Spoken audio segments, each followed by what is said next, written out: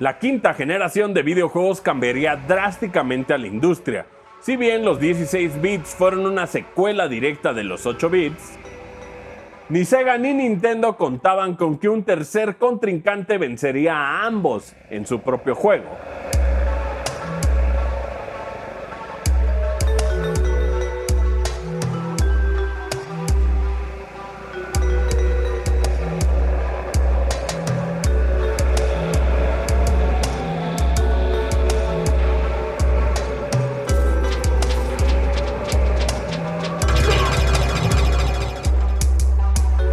Ambas compañías arrancarían esta generación con el pie izquierdo. Por un lado teníamos a Sega con el 32X, un periférico que permitía a los usuarios de Genesis tener una probadita de los 32 bits. 32 bits se empezó a requerir porque ya se buscaba otro tipo de cosas, como el 3D, por ejemplo.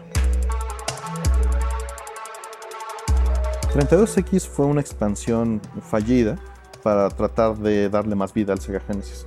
Evidentemente había muchos asuntos en el aire. Estaba una lucha de poder entre Sega de Japón y Sega de Estados Unidos. Permitía hacer cosas muchísimo más poderosas. O sea, realmente tenía un poder de cómputo tremendo que fue subutilizado adentro de la consola.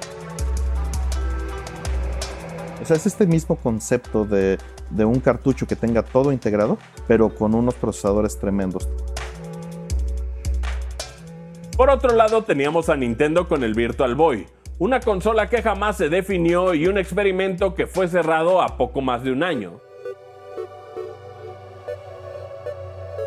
Virtual Boy fue un experimento muy atrevido, muy riesgoso de parte de Nintendo, que buscaban fuera una línea completamente separada de sus consolas. El Virtual Boy me parecía y me sigue pareciendo un aparato extrañísimo para haber existido. Creo que fue una pieza de la historia fundamental, pero al mismo tiempo estaba tan fuera de su época, que era un objeto de arte más que una máquina de videojuegos. La primera reacción que tuve fue así de, eso es el futuro, pero me duró 5 minutos. Como a la mayoría, yo creo. Es una idea complicada, ¿no? Porque ataca un mercado difícil. De entrada, en una época en la que estamos viendo avances tecnológicos muy orientados a las gráficas, los 32 bits del Virtual Boy no iban por ese lado. Era solo un CPU de 32 bits y por eso entra en la generación, pero gráficamente es monocromo. Fue un experimento por esta carrera de tratar de entrar a la realidad virtual. Un producto de su época que se vio ensalzado o levantado por las tendencias de lo que se creía que iba a pasar. Aun cuando Sega era pionero en los salones de arcade con juegos en 3D desde muchos años antes, originalmente el Saturn era una consola que apuntaba a ser el paraíso de los juegos en 2D. La gente ya no confiaba mucho en Sega después de que te acababan de vender casi paralelamente un 32X y te decían, pero ya está el Saturn. O sea, fue todo tan rápido que la gente dijo, pues es que yo apenas te estoy consumiendo esto y ya me estás metiendo otra consola, yo no te puedo comprar todo. Yo siento que eso fue un problema muy grande para Sega. Todo esto cambió cuando Sony anunció su primer consola, PlayStation, la cual tenía como prioridad dar de una vez por todas el salto de los videojuegos al 3D. Tenía RAM y capacidades 2D y 3D.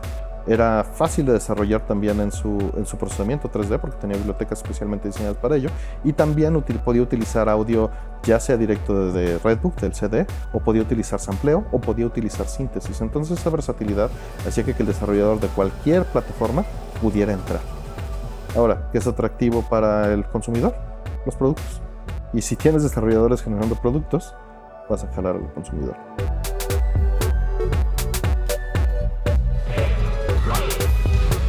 Cuando los desarrolladores de videojuegos se enteraron que Nintendo utilizaría cartuchos para su siguiente consola, muchos le dieron la espalda debido a que durante años la compañía tenía el control total de la producción de los cartuchos. Y comparado con el costo de producción de un CD-ROM, inmediatamente PlayStation se volvió una opción más atractiva. Lo que Sony buscaba y lo que Nintendo temía con todas sus fuerzas era perder el control de la publicación y perder el control de la industria que hicieron a partir del chip, a partir del SIC. Lo que traía a la mesa el CD-ROM era cientos de veces más almacenamiento que un cartucho, a una décima o centésima incluso parte del costo. Entonces era una diferencia muy grande. Digamos que lo que en su momento hizo fuerte a Nintendo, en este momento era su debilidad. Curiosamente, PlayStation nace de una ruptura con Nintendo. Sony había trabajado en el audio del Super NES, lo que los llevó a planear posteriormente un periférico que llevaría a CD-ROM.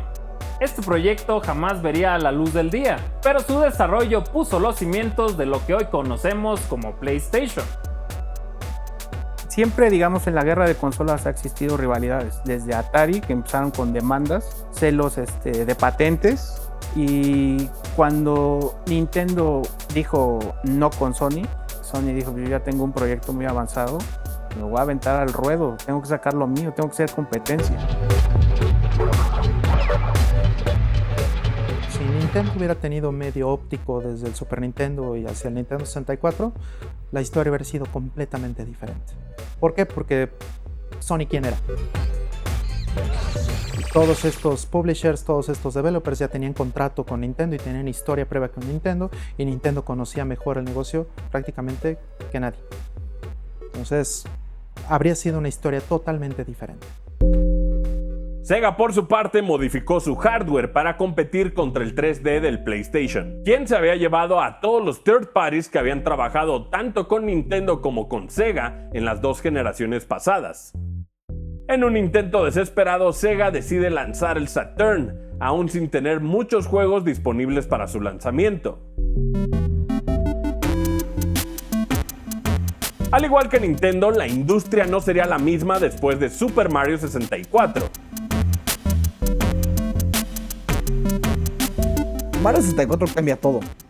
Cambia la forma en la que vemos la experiencia espacial dentro de los videojuegos. Ningún juego antes nos había dado tanta libertad en un mundo tridimensional, arriba, abajo, izquierda, derecha, libertad de decir: aquí está este mundo, explóralo. Creo que la fidelidad del detalle se perdió mucho, sobre todo en 64, pero se ganó una dimensión. Ganamos una dimensión en todo lo que estábamos jugando.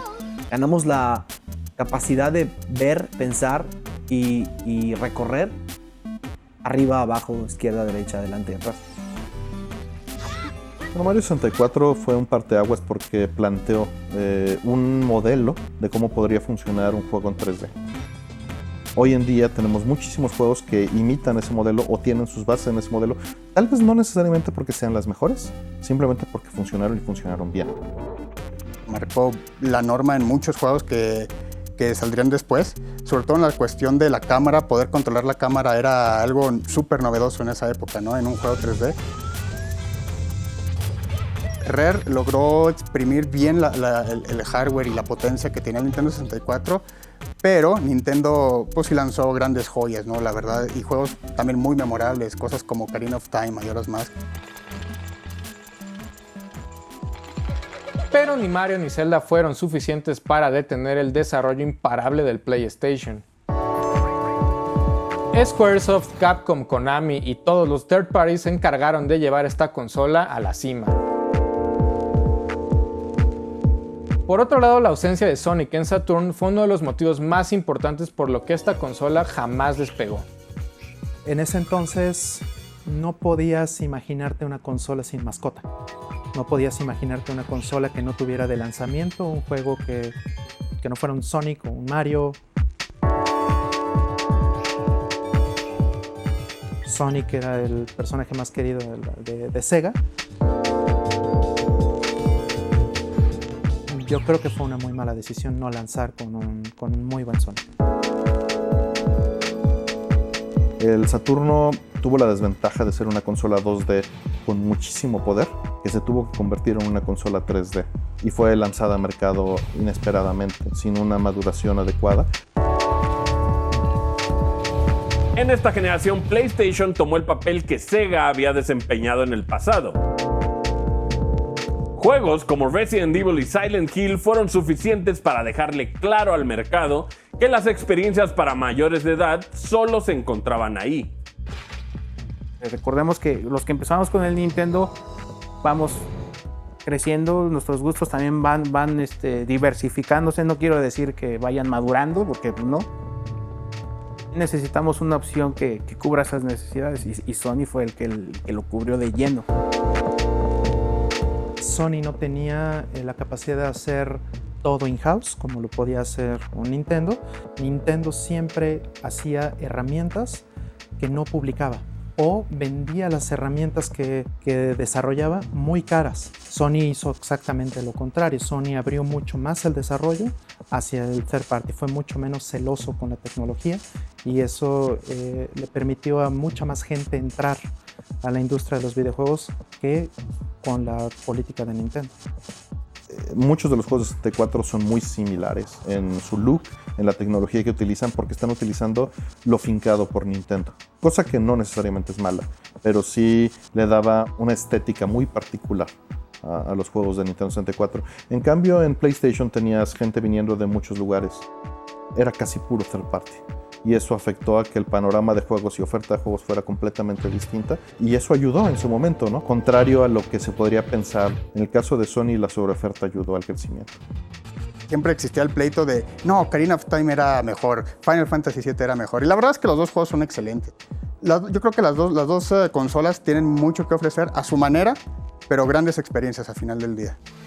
Ninguno de los competidores de esta generación se rendiría, pero definitivamente PlayStation tomó a Nintendo y a Sega por sorpresa, marcando la forma en que se movería la industria de videojuegos de ahí en adelante.